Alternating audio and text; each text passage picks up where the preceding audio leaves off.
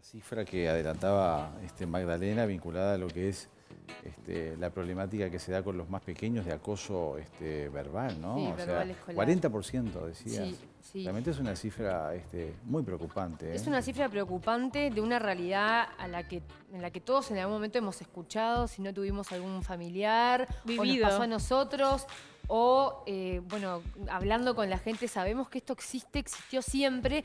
Y por suerte estamos poniéndole un nombre, ¿no? Al acoso, porque antes era, bueno, un tema de niños o que se arreglen los chicos. Bueno, ahora estamos estudiándolo y estamos viendo el problema, ¿no? Poderlo hacerlo tangible. Este informe que les voy a presentar es un informe de la Sociedad Uruguaya de Pediatría que estudió las características del acoso en escolares de entre 9 y 11 años. Es un estudio que hizo público Búsqueda en su edición anterior y una de las conclusiones más impactantes que hace es lo que yo les comentaba al comienzo, que cerca del 40% de los niños del Uruguay sufrió acoso verbal en centros educativos y este análisis incluyó el estudio a 83 niños de Montevideo en esas edades que les decía.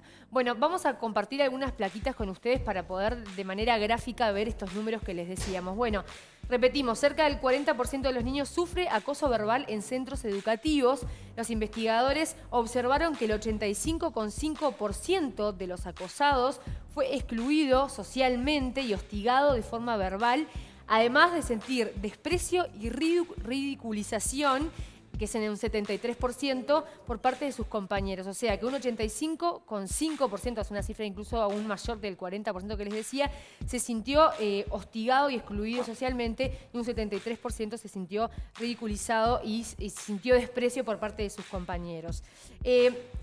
Estas son historias invisibilizadas, ¿no? Porque a veces cuando la agresión es a través de un golpe, cuando es una agresión física, lamentablemente tenemos manera de poderlo identificar, o porque nuestro hijo llega con moretones de la escuela, o porque las maestras y los profesores ven cómo lo están agrediendo, pero este tipo de violencia deja huellas palpables, pero ocultas, ¿no? De manera muy profunda, más silenciosa, sí. Y por eso es que para detectarlo muchas veces se deben realizar pesquisas, porque muchas veces pasan inadvertidos. Y si a veces nuestro hijo no es parte de una escuela o de un colegio que esté atento a estas cuestiones, muchas veces pasa inadvertido y ese niño va recibiendo a lo largo de su historia educacional, porque a veces no es, bueno, una semana o paso de generación o paso de año y eso se termina. Generalmente los acompaña durante toda, digamos, su escolaridad. Y llama la atención también las cifras que decís, ¿no? Más de 80%, 70%. Uno creería que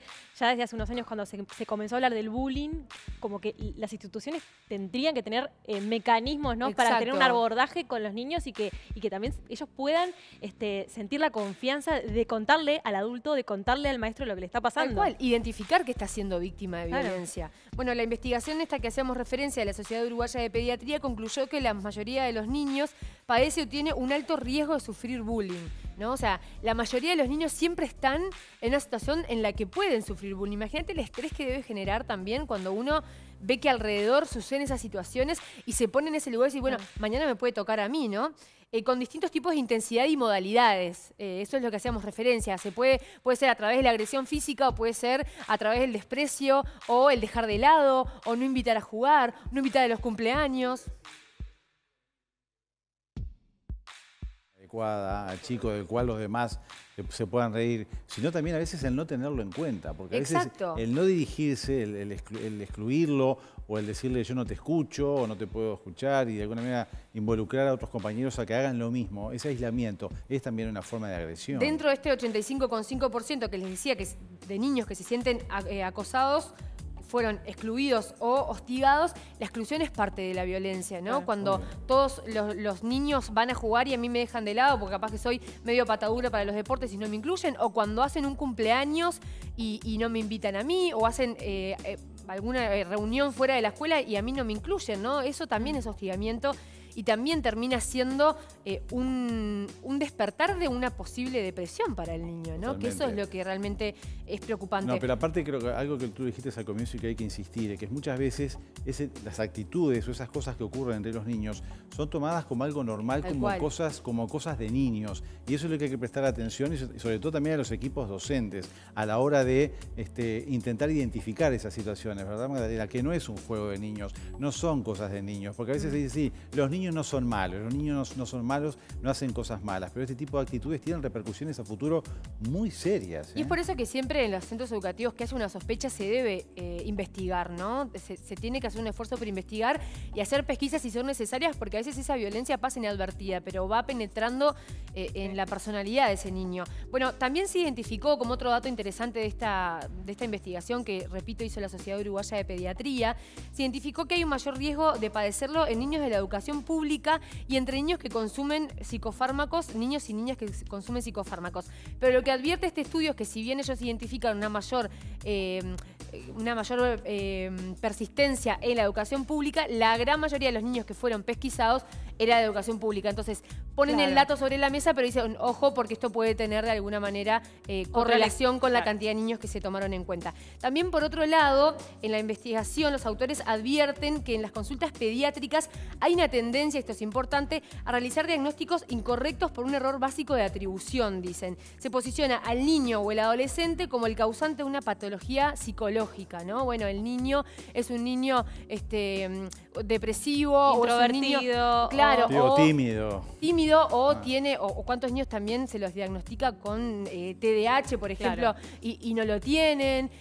A veces también hacen una invitación y una, digamos, autoinvestigación dentro de su propio sistema, dentro de los pediatras, decir, bueno, tengamos en cuenta estos diagnósticos y empecemos a trabajar más sobre ellos para que justamente las consultas médicas también sean un despertar para identificar este tipo de situaciones, ¿no? Porque si en el centro educativo no se identifican, si en la casa tampoco, bueno, que el centro de salud sea un apoyo para todo esto. Y que tengan en cuenta también las familias, ¿no? Los relatos de las familias y que se haga un abordaje integral, no solo quedarse en lo que le pasa al niño y en las cosas visibles. No, y la importancia de lo que es la comunicación intrafamiliar también, ¿no? Que a veces no se da por razones de tiempo, por la sobrecarga laboral de los padres o quienes están a cargo de los chicos, de alguna manera de que se genere siempre ese ámbito de conversación entre los niños y los adultos referentes, entre los adolescentes y los adultos referentes, para que estas cosas puedan emerger, porque si no quedan ahí como sumergidas y no afloran. Y es interesante porque Búsqueda en su nota también toma datos internacionales, ¿no? O sea, no es solamente en el Uruguay que pasa esto, y por supuesto que hay otros países donde